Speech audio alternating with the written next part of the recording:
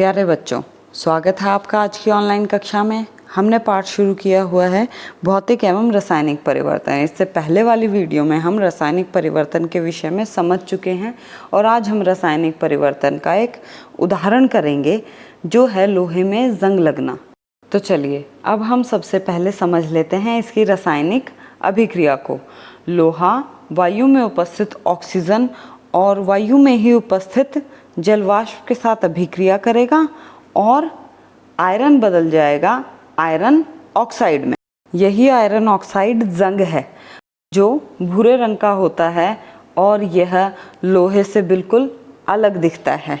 यहाँ से हमारे सामने दो स्थितियाँ आई जो जंग लगने के लिए बहुत आवश्यक हैं।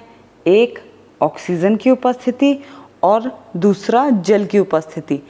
यहाँ जल से अभिप्राय वायु में उपस्थित जलवाष्प से है और वायु में उपस्थित जलवाष्प को हम आर्द्रता भी कहते हैं। तो यहाँ से एक बात बिल्कुल साफ हो जाती है कि यदि वायु में आर्द्रता की मात्रा अधिक होगी तो नमी अधिक होगी और ऐसे स्थानों पर लोहे की वस्तुएं बहुत जल्दी जंग पकड़ेंगी। तो ऐसी कौन सी जगह आप याद कर सकते हैं जहाँ पर आर्द्रता अधिक होती है? तो इसका उत्तर है समुद्र के नज़दीक के तटीय क्षेत्रों में अधिक आर्द्रता होती है तो वहाँ पर लोहे की वस्तुओं में जंग लगने की परेशानी ज़्यादा होती है। यहाँ तक हम ये बात समझ चुके हैं कि लोहे में जंग लगने के कारण बहुत नुकसान होता है। तो अब ज़रा सोचिए, लोहे से बने हुए बड़े बड़े पुल, समुद्री जहाज़, कार, ट्रक, इन सभी को बनाने के लिए लोहे का इस्तेमाल किया जाता है और इस लोहे में जंग भी लगता है। तो इस जंग लगने के कारण बहुत अधिक आर्थिक हानि भी पहुंचती है।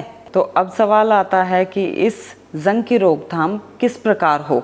यदि लोहे की वस्तुओं को ऑक्सीजन और जल के संपर्क में आने से रोक लिया जाए तब जंग लगने का प्रक्रम भी रुक जाएगा।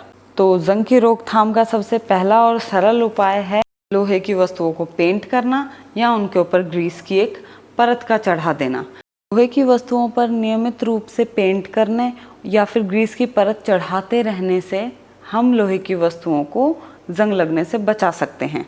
एक अन्य उपाय और है, लोहे के ऊपर क्रोमियम या फिर जिंक या जस्ते की परत चढ़ा देना। लोहे पर जिंक की परत को चढ़ाने के प्रक्रम को यशद लेपन या फिर गैल्वेनाइजेशन कहा जाता है।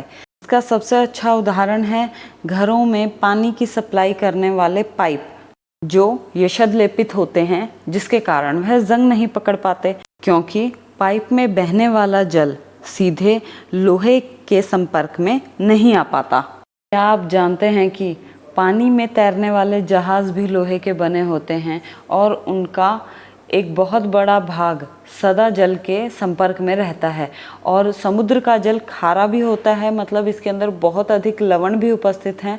यह लवण युक्त जल जंग लगने के प्रक्रम को और बढ़ा देता है।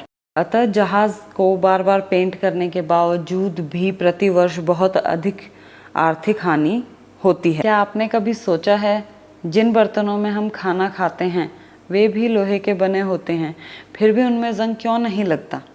यहाँ पर आपको एक बहुत ही रोचक जानकारी देते हैं कि स्टेनलेस स्टील लोहे में कार्बन और क्रोमियम, निकल और मैग्नीज जैसी धातुओं को मिलाने के बाद बनता है, जिसके कारण यह जंग नहीं पकड़ सकते। आशा करते हैं कि आज के लेक्चर से आप जंग लगने के प्रक्रम को समझ पाए होंगे। धन्यवाद।